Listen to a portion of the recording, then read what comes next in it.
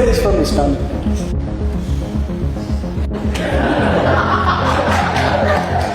ಈಗ ಹೇಳಿದ್ರೆ ನಾಳೆ ತಿಲಕ ಹಾಕೊಳ್ಳೋದು ನಿಲ್ಲಿಸ್ತಾರ. ಇವರು ಹಚ್ಚುವಂತಹ ಕುಂಕುಮನು ಕೂಡ ಇಸ್ಲಾಮಿಕ್ ಕಂಟ್ರಿಯಿಂದನೇ ತರಿಸ್ಕೋಬೇಕು, ಇಂಪೋರ್ಟ್ ಮಾಡ್ಕೋಬೇಕು ಅಂತ ಹೇಳ್ತೀರಿ. ಏನಕ್ಕೆ? ನಿಮ್ಮ ಮನಸ್ಸಲ್ಲಿ ಏನಿದೆ ಪ್ರಿಯಾಂಕರ್ಗೆ ಅವರೇ? ಹಿಂದೂಗಳ ಭಾವನೆಗಳಿಗೆ ಧಕ್ಕೆ ತರುವಂತಹ ಉದ್ದೇಶ ನಿಮಗೆ ಏನಿದೆ? RSS ಪಥಸಂಚಲನ ಮಾಡಲಿಕ್ಕೆ ನನ್ನ ಪರ್ಮಿಷನನ್ನು ತೆಗೆದುಕೊಂಡೇ ಮಾಡಬೇಕು, ನಾನಿರೋವರೆಗೂ ಅವ್ರು ನನ್ನ ಅನುಮತಿ ಇಲ್ಲದೆ ಏನನ್ನು ಮಾಡೋಕ್ಕಾಗಲ್ಲ ಅಂತ ಪ್ರಿಯಾಂಕರ್ಗೆ ಅವರು ತೊಡೆ ತಟ್ಟಿದ್ದಾರೆ. ಹಿರಿಯ ಪತ್ರಕರ್ತರೊಬ್ರು ಚೆನ್ನಾಗಿ ಹೇಳಿದ್ರು, ಅವ್ರನ್ನ RSS ಮಂತ್ರಿ ಅಂತ ಕರೆದು ಬಿಡೋಣ ಅಂತ. ಸುಮ್ಮನೆ ಕ್ಯಾಮ್ರಾ ಮುಂದೆ ಬರ್ತೀರಿ, ರಿಜಿಸ್ಟ್ರೇಷನ್ ಯಾಕ್ರಿ ಆಗಿಲ್ಲ ಅವ್ರದ್ದು ಅಂತ ಕೇಳ್ತೀರಿ, ಅವ್ರು ಅದಕ್ಕೇನೋ ಒಂದು ಕೌಂಟ್ರ್ ಕೊಡ್ತಾರೆ. ಈ ಕಡೆ BJP ಅವ್ರು ನಿಮ್ಮ ಮೇಲೆ ಮುಗಿ ಬೀಳ್ತಾರೆ, ತಾಕತ್ತಿದ್ರೆ ಬ್ಯಾನ್ ಮಾಡ್ರಿ ಅಂತಾರೆ ಅವ್ರು ಬೇರೆ. ಅಲ್ಲ ರೀ, BJP ಅವ್ರಿಗೂ ಕಾಮನ್ ಸೆನ್ಸ್ ಇಲ್ವ? ಹೆಂಗ್ರಿ ಬ್ಯಾನ್ ಮಾಡ್ತಾರೆ? ಏನಕ್ರಿ ಬ್ಯಾನ್ ಮಾಡ್ತಾರೆ?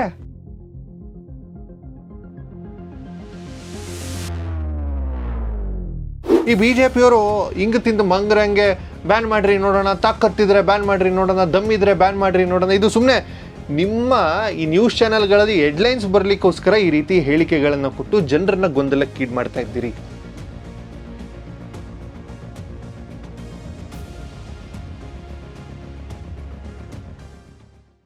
RSS ಪಥಸಂಚಲನ ಮಾಡಲಿಕ್ಕೆ ನನ್ನ ಪರ್ಮಿಷನನ್ನು ತೆಗೆದುಕೊಂಡೇ ಮಾಡಬೇಕು, ನಾನಿರೋವರೆಗೂ ಅವ್ರು ನನ್ನ ಅನುಮತಿ ಇಲ್ಲದೆ ಏನನ್ನು ಮಾಡೋಕ್ಕಾಗಲ್ಲ ಅಂತ ಪ್ರಿಯಾಂಕರ್ಗೆ ಅವರು ತೊಡೆ ತಟ್ಟಿದ್ದಾರೆ. ಒಂದು ರೀತಿ ಪಂಥಾಹ್ವಾನ ಅಂತ ಕರಿಬೋದಾ, ಅಥವಾ ನೀನೇ ನೋಡೇ ಬಿಡೋಣ ಅಂತ ಇರ್ಬೋದಾ ಅಂತ. ನಾನು ನ್ಯೂಸ್ ಚಾನಲ್ ನೋಡ್ತಾ ಇದ್ದೆ, ಹಿರಿಯ ಪತ್ರಕರ್ತರೊಬ್ರು ಚೆನ್ನಾಗಿ ಹೇಳಿದ್ರು, ಅವ್ರನ್ನ RSS ಮಂತ್ರಿ ಅಂತ ಕರೆದು ಬಿಡೋಣ ಅಂತ. ಬಹುಶಃ ಈ ನಾಡಿನ ಗೃಹ ಸಚಿವರಿಗೆ ಏನು ಮಾತಾಡ್ತಾ ಇದ್ದೀನಿ ಅಂತ ಗೊತ್ತಾಗ್ತಾ ಇದೆಯೋ ಇಲ್ವೋ ಅಂತ ಗೊತ್ತಾಗ್ತಿಲ್ಲ. ನಾನೇನು RSS ಪರ ಅಲ್ಲ, ಹಾಗಂತೇಳಿ ಕಾಂಗ್ರೆಸ್ ವಿರುದ್ಧ ಅಂದರೆ ಅದು ಅಲ್ಲ. ನಾನೊಬ್ಬ ನೋಡುಗನಾಗಿ ಮಾತಾಡ್ತಾ ಇದ್ದೀನಿ. ಪ್ರತಿದಿನ ಬೆಳಿಗ್ಗೆ ಎಲ್ಲ ಕೆಲಸಗಳನ್ನ ಬದಿಗಿಟ್ಟು RSS ರಿಜಿಸ್ಟ್ರೇಷನ್ ಆಗಿದೆಯೋ ಇಲ್ವೋ ಅಂತ ಹೇಳ್ಬಿಟ್ಟು ಮೋಹನ್ ಭಾಗವತರಿಗೆ ಪತ್ರ ಬರೀತೀರಿ. ಮೋಹನ್ ಭಾಗವತರವ್ರು ಹೇಳ್ತಾರೆ, ಇದೊಂದು ಸಾಂಸ್ಕೃತಿಕ ಚಳುವಳಿ, ಇದಕ್ಕೆ ಯಾವುದೇ ರೀತಿಯ ರಿಜಿಸ್ಟ್ರೇಷನ್ ಅಗತ್ಯತೆ ಇಲ್ಲ, ಹಿಂದೂ ಧರ್ಮಕ್ಕೆ ಯಾವುದಾದ್ರೂ ರಿಜಿಸ್ಟ್ರೇಷನ್ ಇದೆಯಾ ಅಂತ ಕೇಳ್ತಾರೆ. ಹಾಗಾದರೆ 100 ವರ್ಷ ಆಯ್ತೇನ್ರಿ ಹಿಂದೂ ಧರ್ಮ ಶುರುವಾಗಿ ಅಂತ ಪ್ರಿಯಾಂಕರ್ಗೆ ಅವರು ಅವರನ್ನು ಪ್ರಶ್ನೆ ಮಾಡ್ತಾರೆ. ಸೊ ಟಾಕ್ ಫೈಟ್ ಹಾಗೇ ಮುಂದುವರಿತಾ ಹೋಗ್ತದೆ. ಈಗ ಮೊನ್ನೆ ಯಾವುದೋ ಒಂದು ವೇದಿಕೆಯಲ್ಲಿ ನಿಂತ್ಕೊಂಡು ಮಾತಾಡ್ತೀರಿ, ಇವರು ಹಚ್ಚುವಂತಹ ಕುಂಕುಮನು ಕೂಡ ಇಸ್ಲಾಮಿಕ್ ಕಂಟ್ರಿಯಿಂದನೇ ತರಿಸ್ಕೋಬೇಕು, ಇಂಪೋರ್ಟ್ ಮಾಡ್ಕೋಬೇಕು ಅಂತ ಹೇಳ್ತೀರಿ. ಏನಕ್ಕೆ? ನಿಮ್ಮ ಮನಸ್ಸಲ್ಲಿ ಏನಿದೆ ಪ್ರಿಯಾಂಕರ್ಗೆ ಅವರೇ? ಹಿಂದೂಗಳ ಭಾವನೆಗಳಿಗೆ ಧಕ್ಕೆ ತರುವಂತಹ ಉದ್ದೇಶ ನಿಮಗೆ ಏನಿದೆ? ಫಸ್ಟ್ ಆಫ್ ಆಲ್, ಕುಂಕುಮವನ್ನು ಯಾರಾದರೂ ಇಸ್ಲಾಮಿಕ್ ಕಂಟ್ರಿಗಳಿಂದ ತರಿಸ್ಲಿಕ್ಕೆ ಸಾಧ್ಯನಾ? ಇದು ನನ್ನ ಮೊದಲನೇ ಪ್ರಶ್ನೆ. ಎರಡನೇ ಪ್ರಶ್ನೆ, ನಿಮಗೆ ನಿಜವಾಗಲೂ ಆ ಥರ ಯಾವುದಾದ್ರೂ ದಾಖಲೆಗಳಿದ್ರೆ ಕೊಡಿ. ಇಸ್ಲಾಮಿಕ್ ಕಂಟ್ರಿಗಳಿಂದ ಏನು ಬರುತ್ತೆ ಗೊತ್ತಾ? ಕೇಸರಿ ಬರುತ್ತೆ. ಕೇಸರಿ ಅಂತಂದರೆ ಈ ನಮ್ಮ ಪ್ರೆಗ್ನೆಂಟ್ ಲೇಡೀಸ್ಗಳಿಗೆಲ್ಲ ತಿನ್ನಿಸ್ತಾರೆ, ಹಾಲ್ಗೆ ಹಾಕಿ ಕುಡಿಸ್ತಾರೆ. ಇದು ಬರುತ್ತೆ, ಇದನ್ನು ಒಪ್ಕೊಳ್ಳೋಣ. ಅದನ್ನು ಯಾರೋ ಹಣೆಗಿಟ್ಕೊಳ್ಳೋದ ಸ್ವಾಮಿ, ಅದನ್ನು ಹಣೆಗಿಟ್ಕೊಳ್ಳೋದು ಅರಿಶಿಣ ಮತ್ತು ಸುಣ್ಣವನ್ನು ಬೆರೆಸಿದ ಕುಂಕುಮವನ್ನು. ಅರ್ಥ ಆಯ್ತಾ? ಸುಮ್ಮನೆ ಮಾತಾಡಬೇಕು ಅನ್ನೋ ಕಾರಣಕ್ಕೆ, ವಿರೋಧ ಮಾಡಬೇಕು ಅನ್ನೋ ಕಾರಣಕ್ಕೆ, ವೋಟ್ ಬ್ಯಾಂಕ್ಗೋಸ್ಕರ ನಾನು ಮಾತಾಡ್ತೀನಿ ಅಂತಂದ್ರೆ ಈ ರೀತಿಗಳಾಗ್ತವೆ ಮಿಸ್ಟರ್ ಖರ್ಗೆ ಅವರೇ, ಈ ರೀತಿ ಆಗ್ತವೆ. ಇನ್ನು RSS ರಿಜಿಸ್ಟ್ರೇಷನ್ ವಿಚಾರಕ್ಕೆ ಬಂದ್ಬಿಡೋಣ. ನಾನು ಹೇಳೋದು, ಇವರ ದಾಳಿಗಳು ಎಲ್ಲಿಂದ ನೋಡ್ಕೊಂಡು ಬರ್ತಾ ಇದೆ ಅಂತ. RSS ರಿಜಿಸ್ಟ್ರೇಷನ್ ಆಗಿದೆಯಾ? ಆಗಿಲ್ಲ. ಹಾಗಾದರೆ ನೀವು ಗೃಹ ಮಂತ್ರಿ, ಒಂದು ರಾಜ್ಯದ ಗೃಹ ಮಂತ್ರಿಯಾಗಿ ನೀವೇನು ಮಾಡ್ಬೋದು? ಕೋರ್ಟ್ಗೆ ಹೋಗ್ಬೋದು, ಸುಪ್ರೀಂ ಕೋರ್ಟ್ಗೆ ಹೋಗ್ಬೋದು. ಸುಪ್ರೀಂ ಕೋರ್ಟ್ಗೆ ಹೋಗಿ ದಾವೆ ಹಾಕಿ, ನೋಡಿ ಸರ್, ಇಲ್ಲಿ ಇವರು ರಿಜಿಸ್ಟ್ರೇಷನ್ ಮಾಡ್ದಲೇ ಸಾವಿರಾರು ಕೋಟಿ ಹಣ ವಂಚನೆಯನ್ನು ಮಾಡ್ತಾ ಇದ್ದಾರೆ, ಫಂಡಿಂಗನ್ನು ಮಾಡ್ತಾ ಇದ್ದಾರೆ, ಇವ್ರ ಮೇಲೆ ತಕ್ಕ ಆ್ಯಕ್ಷನನ್ನು ತೆಗೆದುಕೊಳ್ಳಿ ಅಂತ ಹೇಳಿ ಮಾಡ್ತೀರಾ? ಮಾಡೋದಿಲ್ಲ. ಸುಮ್ಮನೆ ಕ್ಯಾಮ್ರಾ ಮುಂದೆ ಬರ್ತೀರಿ, ರಿಜಿಸ್ಟ್ರೇಷನ್ ಯಾಕ್ರಿ ಆಗಿಲ್ಲ ಅವ್ರದ್ದು ಅಂತ ಕೇಳ್ತೀರಿ, ಅವ್ರು ಅದಕ್ಕೇನೋ ಒಂದು ಕೌಂಟ್ರ್ ಕೊಡ್ತಾರೆ. ಈ ಕಡೆ BJP ಅವ್ರು ನಿಮ್ಮ ಮೇಲೆ ಮುಗಿ ಬೀಳ್ತಾರೆ, ತಾಕತ್ತಿದ್ರೆ ಬ್ಯಾನ್ ಮಾಡ್ರಿ ಅಂತಾರೆ ಅವ್ರು ಬೇರೆ.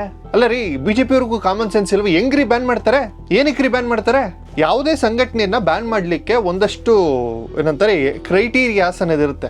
ಅದನ್ನು ದಾಟಿದ್ರೆ ಮಾತ್ರ, ಈ ಬೌಂಡ್ರೀಸನ್ನು ದಾಟಿದ್ರೆ ಮಾತ್ರ ಅದನ್ನು ಬ್ಯಾನ್ ಮಾಡ್ಲಿಕ್ಕೆ ಸಾಧ್ಯ. ಈ BJP ಅವರು ಹಿಂಗ ತಿಂದು ಮಂಗ್ರಂಗೆ ಬ್ಯಾನ್ ಮಾಡ್ರಿ ನೋಡೋಣ, ತಾಕತ್ತಿದ್ರೆ ಬ್ಯಾನ್ ಮಾಡ್ರಿ ನೋಡೋಣ, ದಮ್ಮಿದ್ರೆ ಬ್ಯಾನ್ ಮಾಡ್ರಿ ನೋಡೋಣ. ಇದು ಸುಮ್ಮನೆ ನಿಮ್ಮ ಈ ನ್ಯೂಸ್ ಚಾನೆಲ್ಗಳಲ್ಲಿ ಹೆಡ್ಲೈನ್ಸ್ ಬರಲಿಕ್ಕೋಸ್ಕರ ಈ ರೀತಿ ಹೇಳಿಕೆಗಳನ್ನು ಕೊಟ್ಟು ಜನರನ್ನ ಗೊಂದಲಕ್ಕೀಡು ಮಾಡ್ತಾ ಇದ್ದೀರಿ. ನೋಡಿ, ನೀವು ಒಪ್ತಿರೋ ಬಿಡ್ತಿರೋ, RSS ಅನ್ನುವಂತಹ ಸಂಘಟನೆಯನ್ನು ಒಂದು ವರ್ಗದ ಹಿಂದೂ ಜನತೆ ಅದೊಂದು ಹಿಂದುತ್ವದ ಸಂಘಟನೆ ಅಥವಾ ಹಿಂದುತ್ವವನ್ನು ರಕ್ಷಿಸುವಂತಹ ಸಂಘಟನೆ ಅಂತ ಒಪ್ಪಿಬಿಟ್ಟಿದೆ. ಅದು ನಿಜಾನೋ ಸುಳ್ಳು ಅದು ಆಮೇಲೆ ಚರ್ಚೆ. ನೀವು ಆ ಚರ್ಚೆಯನ್ನು ಬದಿಗಿಟ್ಟು ಮಾತಾಡಬೇಕಾದ್ರೆ ಯೋಚನೆ ಮಾಡಿ ಮಾತಾಡಿ. ಯಾವುದೋ ಒಂದು ವರ್ಗದ ಜನರನ್ನು ಎದುರಾಕೊಳ್ತಾ ಇದ್ದೀರಿ, ಒಂದು ಕಡೆ ತುಷ್ಟೀಕರಣ ಆಗ್ತಾ ಇದ್ರೆ ಇನ್ನೊಂದು ಕಡೆ ಎದುರಾಕೊಳ್ಳುವಂತಹ ಸ್ಥಿತಿಯೂ ಕೂಡ ಬರ್ತಾ ಇದೆ. ಈಗ ನೆನ್ನೆ ಪಥಸಂಚಲನಕ್ಕೆ ನನ್ನ ಪರ್ಮಿಷನ್ ಇಲ್ಲದೆ ಅದು ಹೆಂಗೆ ಮಾಡ್ತಾರೆ ನೋಡೋಣ ಅನ್ನೋ ರೀತಿಲಿ ತೊಡೆ ತಟ್ಕೊಂಡು ಒಂದು ಡೈಲಾಗ್ ಬಿಡೋದು ಹಂಗಿತ್ತು. ಪ್ರಿಯಾಂಕರ್ಗೆ ಅವರು ಒಂದು ವಿಚಾರ ತಲೆಯಲ್ಲಿ ಇಟ್ಕೊಳ್ಳಿ, ನೀವು ಪರ್ಮಿಷನ್ ಕೊಟ್ಟಿಲ್ಲ ಅಂತಂದರೆ ಈ ದೇಶದಲ್ಲಿ ತನ್ನದೇ ಆದಂತಹ ಸ್ವತಂತ್ರ ನಿರ್ಧಾರ ತೆಗೆದುಕೊಳ್ಳಲು ಕೋರ್ಟ್ಗಳಿಗೆ ಅಧಿಕಾರ ಇದೆ.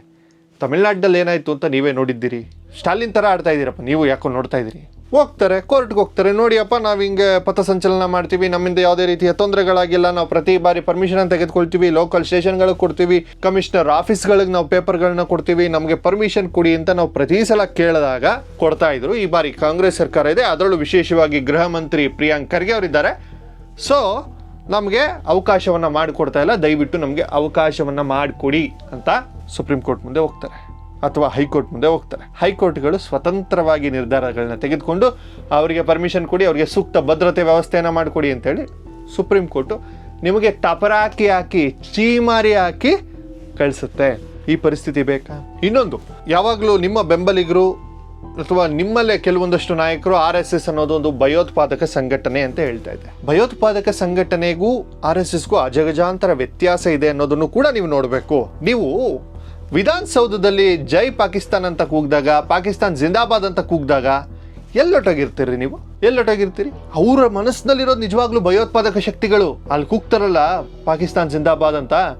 ನಾನು ಸೀರಿಯಸ್ ಆಗಿ ಹೇಳ್ತಾ ಇದ್ದೀನಿ, ಇದು ಭಾಳ ತಾರಕಕ್ಕೆ ಇರ್ತಾ ಇದೆ ಈ ಚರ್ಚೆಗಳು. ನೀವು ಈ ರೀತಿ RSS ವರ್ಸಸ್ ಪ್ರಿಯಾಂಕರ್ಗೆ, RSS ವರ್ಸಸ್ ಪ್ರಿಯಾಂಕರ್ಗೆ ಎಲ್ಲಿಗೆ ಹೋಗುತ್ತೆ ಗೊತ್ತಾ? ಇದು ಲಾಸ್ಟ್ ಟೈಮ್ ಒಂದ್ಸಲ ನೀವು ಮಾಡಿದ್ರಿ, ಪಥಸಂಚಲನ ಮಾಡ್ತೀವಿ ಅಂತೇಳಿ ಬ್ಲೂ ಕಲರ್ ಟವಲ್ ಹಾಕೊಂಡು ಮಾಡ್ತೀವಿ, ನೀಲಿ ಶಾಲ್ ಹಾಕೊಂಡು ಮಾಡ್ತೀವಿ, ಜೈ ಭೀಮ್ ಸಂಘಟನೆಗಳು ಮಾಡ್ತೀವಿ ಅಂತೇಳಿ ನಿಮ್ಮೂರುಗಳಲ್ಲೇ ಒಂದಷ್ಟು ಚರ್ಚೆ ಆಗಿದ್ವು. ಲಾ ಆ್ಯಂಡ್ ಆರ್ಡರ್ ಕಾಪಾಡಬೇಕಾಗಿದ್ದಂತಹ ಗೃಹ ಮಂತ್ರಿ ಈ ರೀತಿ ವರ್ತಿಸ್ತಾ ಇರೋದು ನಿಜವಾಗ್ಲೂ ನಾಚಿಕೆಗೇಡಿತನ. ಜನತೆನ ಎತ್ಕಟ್ಟು ಅಂತ ಕೆಲಸಗಳಾಗ್ತಾ ಇದೆ. ನಾಳೆ ಲಾ ಆ್ಯಂಡ್ ಆರ್ಡರ್ ಸಮಸ್ಯೆ ಆದರೆ ಏನ್ರಿ ಮಾಡ್ತೀರಿ? ಅರಿ ನಾನೊಂದು ವಿಷಯ ಹೇಳ್ತೀನಿ ಕೇಳಿ. ಗೃಹ ಮಂತ್ರಿಗಳಿಗೆ ಭಾಳ ದೊಡ್ಡ ಕೆಲಸ ಏನಿರೋದಿಲ್ಲ. ಲಾ ಆ್ಯಂಡ್ ಆರ್ಡರ್ ಇರೋದು ಗೊತ್ತಾ? ಒಂದು 3-4 ಇನ್ಸಿಡೆಂಟ್ ಒಂಚೂರು ಕಂಟಿನ್ಯೂಸ್ ಆಗಿ ಮೇಲಿಂದ ಏನಾದರೂ ನಡೆದ್ರೆ ಬರುತ್ತೆ ಬುಡಕ್ಕೆ. ಅವಾಗ ಯೋಚನೆ ಮಾಡ್ತೀರಿ, ಹಿಂಗಾಗೋಯ್ತಲ್ಲ ನಮ್ಮ ಪರಿಸ್ಥಿತಿ. ಬಹಳ ಕೇರ್ಫುಲ್ಲಾಗಿ ಇದನ್ನು ಡೀಲ್ ಮಾಡಿ ಅಂತ ನನ್ನ ಒಂದು ಸೂಕ್ತ ಅಭಿಪ್ರಾಯ ನಿಮಗೆ. ಇನ್ನೊಂದು, ನೀವು ಅಂದ್ಕೊಳ್ತಾ ಇರ್ಬೋದು, ಸಾವಿರಾರು ನಿಮ್ಮ ಮನಸ್ಸಲ್ಲಿರ್ಬೋದು, ನಾನಿವತ್ತು ಸರ್ವಾಧಿಕಾರಿ AICC ಅಧ್ಯಕ್ಷರ ಮಗ, ನಾನು ಏನು ಸ್ಟೇಟ್ಮೆಂಟ್ ಕೊಡ್ತೀನಿ ಅದಿವತ್ತು ಒಂದು ಸಂಚಲನ ಆಗುತ್ತೆ, ವೈರಲ್ ಆಗುತ್ತೆ, ಅಥವಾ ಅದೇ ಒಂದು ಏನಂತಾರೆ ಅದು ಟ್ರೆಂಡ್ ಆಗುತ್ತೆ, ಟ್ರೆಂಡ್ ಸೆಟ್ ಮಾಡ್ತೀನಿ ಅಂತಲೂ ನೀವು ಹೇಳ್ಬೋದು. ಆದರೆ ಒಂದು ವಿಚಾರ ಭಾಳ ಸ್ಪಷ್ಟವಾಗಿ ನೆನಪಿರಲಿ, ಈ ಟ್ರೆಂಡು ಬಹಳ ದಿನ ಉಳಿಯೋದಿಲ್ಲ. ಯಾವುದೋ ಒಂದು ವರ್ಗದ ಓಲೈಕೆಗಾಗಿ ಇನ್ನೊಂದು ವರ್ಗವನ್ನು ಬಹಳ ದೊಡ್ಡ ಮಟ್ಟದಲ್ಲಿ ದ್ವೇಷಕ್ಕೆ ಎಳ್ಕೊಳ್ತಾ ಇದ್ದೀರಿ. ಆ ದ್ವೇಷ ವೋಟ್ ಆಗಿ ಪರಿವರ್ತನೆ ಆಗಬೇಕಾದ್ರೆ ನಿಮಗೆ ಡ್ಯಾಮೇಜ್ ಆಗುವ ಸಾಧ್ಯತೆ ಇದೆ. ಬಹುಶಃ ನಿಮ್ಮ ವೋಟ್ ಬ್ಯಾಂಕ್ ಅದಿಲ್ಲದೆ ಇರ್ಬೋದು. ನನಗೆ ಅವ್ರ ವೋಟ್ ಅಗತ್ಯತೆ ಇಲ್ಲವೇ ಇಲ್ಲ ಅಂತ ಈಗ ನಮ್ಮ ಈ BJP ನನಗೆ ಮುಸ್ಲಿಂ ವೋಟೇ ಅಗತ್ಯ ಇಲ್ಲ ಅಂತ ಒಬ್ಬೊಬ್ರು ಯಾರ್ಯಾರು ಹೇಳಕ್ಕೆ ಓಡಾಡ್ತಾರೆ. ಅಂದರೆ ಸರ್ವ ಜನಾಂಗದ ಶಾಂತಿಯ ತೋಟವನ್ನು ಕಟ್ಟೋದ್ರಲ್ಲಿ ನೀವು ಫೇಲ್ ಆಗ್ತಾ ಇದ್ದೀರಿ, ಈ ಕಡೆ BJP ಅವರು ಫೇಲ್ ಆಗ್ತಾ ಇದ್ದಾರೆ. ನೀವು ಯಾರನ್ನೂ ಕೂಡ ಒಟ್ಟಿಗೆ ತಗೋಗಂತಹ ಕೆಪಾಸಿಟಿ ನಿಮ್ಮಲ್ಲಿಲ್ಲ. ನಾನು ನಿಮ್ಗೆ ಹೇಳ್ತಾ ಇರೋದು, RSS ಅನ್ನು ಯಾಕೆ ನೀವು ಭಯೋತ್ಪಾದಕ ಸಂಘಟನೆ ಅಂತ ಕರಿತೀರಿ? RSS ರಿಜಿಸ್ಟ್ರೇಷನ್ ನಿಮ್ಗೆ ಯಾಕೆ ಬೇಕು? RSS ರಿಜಿಸ್ಟ್ರೇಷನ್ ಈ ಸಂವಿಧಾನದಲ್ಲಿ ಯಾವತ್ತಾದರೂ ಬೇಕು ಅನ್ನೋದು ಬರೆದಿದ್ರೆ ತೆಗೆದು ತೋರಿಸಿ. ಆಮೇಲೆ RSS 106 ಕೋಟಿ ರಾಮ ಮಂದಿರದಲ್ಲಿ ಹಗರಣ ಮಾಡಿದ್ದಾರೆ, ಅದು ಇದು ನಡೆದಿರಬಹುದು. ನೀವು ಹತ್ರ ಇರೋ ದಾಖಲೆ ತಗೊಬಂದು ತೋರಿಸಿ, ಬಿಡುಗಡೆ ಮಾಡಿ, ಎಕ್ಸ್ಪೋಸ್ ಮಾಡಿ ಬೀದಿಗೆ ತಳ್ಳೋಣ ಇವ್ರನ್ನ. ಅದು RSS ಆದ್ರೇನು ಇನ್ಯಾವುದೇ ಆದ್ರೇನು ದಾಖಲೆಗಳು ಬೇಕಷ್ಟೇ. ಸುಮ್ಮನೆ ಗಾಳಿಯಲ್ಲಿ ಗುಂಡೊಡೆಯುವಂತಹ ಕೆಲಸವನ್ನ ಗೃಹ ಸಚಿವರಾಗಿ ಮಾಡಿದ್ರೆ ಅದು ನಿಮಗೆ ಶೋಭೆಯನ್ನು ತರೋದಿಲ್ಲ ಅನ್ನೋದು ನನ್ನ ಒಪಿನಿಯನು. ಇನ್ನು ಮೊನ್ನೆ ಅದೇ ಹೇಳಿದ್ರಲ್ಲ, ಈಗ ಕುಂಕುಮ ಕೂಡ ಇಸ್ಲಾಮಿಕ್ ಕಂಟ್ರಿಯಿಂದ ತರೋದು. ಸ್ವಲ್ಪ ಹದ್ದುಬಸ್ತಿನಲ್ಲಿ ಮಾತಾಡಿದ್ರೆ ನಿಮಗೂ ಒಳ್ಳೆಯದು, ನಾಡಿಗೂ ಒಳ್ಳೆಯದು. ನನಗೆ ಒಂದೊಂದು ಸಲ ಅನಿಸ್ತಾ ಇರುತ್ತೆ, ಇವರು ಏನಂದರೆ ಈ ಅಭಿವೃದ್ಧಿ ಕಾರ್ಯಗಳ ವಿಚಾರದಲ್ಲಿ ಅಥವಾ ರಾಜ್ಯದಲ್ಲಿ ಆಗ್ತಾ ಇರುವಂತಹ ಒಂದಷ್ಟು ವಿಚಾರಗಳನ್ನು ಸೈಡ್ಲೈನ್ ಮಾಡಲಿಕ್ಕೋಸ್ಕರ RSS ಅನ್ನು ಇಟ್ಕೊಂಡು ಕೂತಿದ್ದಾರೆ ಅಂತ ಅನ್ನಿಸ್ತಾ ಇತ್ತು. ಈ RSS ಅಂತಿದ್ದಂಗೆ ಏನಾಗುತ್ತೆ, ಎಲ್ಲರ ದೃಷ್ಟಿ ಅಭಿವೃದ್ಧಿ ಬೇಕು, ಗ್ಯಾರಂಟಿ ಬರ್ತಾ ಇಲ್ಲ, ಅದು ಬರ್ತಾ ಇಲ್ಲ, ಇದು ಬರ್ತಾ ಇಲ್ಲ, ಪೊಲೀಸ್ ಇಲಾಖೆ ತಪ್ಪು ಮಾಡ್ತಾ ಇದೆ, ಅಥವಾ ಈ ಗೃಹ ಇಲಾಖೆ ಈ ಥರ ಕೆಲಸ ಮಾಡ್ತಾ ಇದೆ ಅಂತ ಯಾರಾದರೂ ಆ ಕ್ವಶನ್ ಎತ್ತೋದ್ರ ಹೋಸ್ಟ್ರಲ್ಲಿ ಇವ್ರ ಮಧ್ಯದಿಂದ ಬಂದು ಒಂದ್ಸಲ RSS ಅಂತ ಅಂದ ತಕ್ಷಣ ಎಲ್ಲರೂ ಹಿಂಗೆ ಡೈವರ್ಟ್ ಆಗ್ಬಿಡ್ತಾರೆ. ಹೌದು RSS ನೋಡಿ ಕರೆಕ್ಟು ಸಾಹೇಬ್ರೇನೋ ಮಾತಾಡ್ತಾವ್ರೆ ಅಂತ ಅಂದ್ಬಿಟ್ಟು ತಿರುಗ್ತಾ ಇದ್ದಾರೆ. ಬಹುಶಃ ನೀವು ಭಾಳ ಒಳ್ಳೆ ಕಾರ್ಯಗಳನ್ನು ಮಾಡ್ತೀರಿ ಅಂತ ಎಲ್ಲರೂ ನಿರೀಕ್ಷೆ ಇಟ್ಕೊಂಡಿದ್ರು.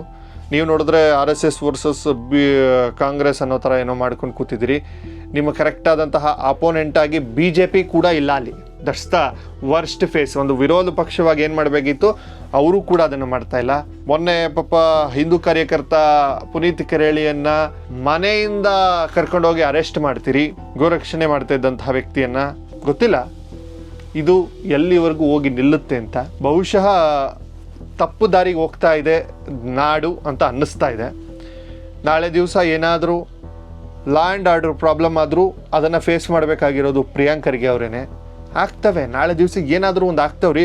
ಪ್ರತಿ ಬಾರಿ ಒಬ್ಬರನ್ನ ಟಾರ್ಗೆಟ್ ಮಾಡಿಕೊಂಡು ಸುಮ್ಮನೆ ಅವ್ರ ಕಡೆ ಬೆರಳು ತೋರಿಸ್ಕೊಂಡು ಏನಾದರೂ ಹೇಳ್ತಾ ಇದ್ದರೆ ಅಲ್ಲಿರುವಂತಹ ಕಾರ್ಯಕರ್ತರಿಗೆ ನೋವಾಗ್ತದೆ. ಅವ್ರು ಏನಾದರೂ ಒಂದಷ್ಟು ರಿಯಾಕ್ಷನ್ ಮಾಡ್ತಾರೆ, ಆ ರಿಯಾಕ್ಷನ್ಗಳೋಗಿ ಕೋಮುಗಲಭೆ ಆಗಿ ಸೃಷ್ಟಿ ಆಗ್ತವೆ. ಈಗ ಲಾಸ್ಟ್ ಟೈಮ್ ನೀವೇ ಮಾಡಿದ್ರಲ್ಲ, ನೀಲಿ ಟವಲ್ ಹಾಕೊಂಡು ಪಥಸಂಚಲನ ಮಾಡಿ ಒಂದು ದಂಡ ಹಿಡ್ಕೊಂಡು ಮಾಡಿ ಅಂತ. ಯಾವತ್ರಿ ಮಾಡಿದರು? ದಲಿತ ಸಂಘಟನೆಗಳು ಪಥಸಂಚಲನವನ್ನು ಯಾವತ್ತು ಮಾಡಿದ್ರು? ಇದು ಕಳೆದ ವರ್ಷ ನೀವು ಮಾಡಿ ತೋರಿಸಿದ್ರಿ. ಇದೆಲ್ಲ ಯಾವತ್ತಿಗೂ ಒಳ್ಳೆಯದಲ್ಲ ರಾಜ್ಯಕ್ಕೆ. ನೀವೊಬ್ಬ ಆಡಳಿತದ ಚುಕ್ಕಾಣಿ ಹಿಡಿದಿರುವಂತಹ ಮಂತ್ರಿ, ನಿಮ್ಮ ಡಿ ಕೆ ಶಿವಕುಮಾರ್ ಅವರು ಯಾಕೆ ಇಷ್ಟೊಂದೆಲ್ಲ ಬಿಟ್ಟಿದ್ದಾರೋ ನನಗೆ ಗೊತ್ತಾಗ್ತಿಲ್ಲ. ನಾಡಿನ ಗೌರವಾನ್ವಿತ ಮುಖ್ಯಮಂತ್ರಿಗಳು ಕೂಡ ಇದ್ರ ಬಗ್ಗೆ ಸ್ವಲ್ಪ ಎಚ್ಚೆತ್ಕೊಳ್ಳಿ. ತಪ್ಪುಗಳು ನಡೆದಾಗ ನಿಮ್ಮಂಥವ್ರು ಅವ್ರನ್ನ ತಿದ್ದಲಿಲ್ಲ ಅಂತಂದರೆ ಇನ್ಯಾರು ತಿದ್ದಲಿಕ್ಕೆ ಸಾಧ್ಯನೇ ಇಲ್ಲ ಅಂತ ಅನಿಸುತ್ತೆ. ಇದು ನಾನು ಮಾತಾಡಬೇಕು ಅನ್ನಿಸ್ತು, ನಾನು ಮಾತಾಡಿದ್ದೀನಿ. ಇನ್ನಷ್ಟು ಹೆಚ್ಚಿನ ಮಾಹಿತಿಗಳನ್ನ ನಿಮ್ಗೆ ತಲುಪಿಸುವಂಥ ಕೆಲಸ ಮಾಡ್ತೀನಿ. ನಮಸ್ಕಾರ.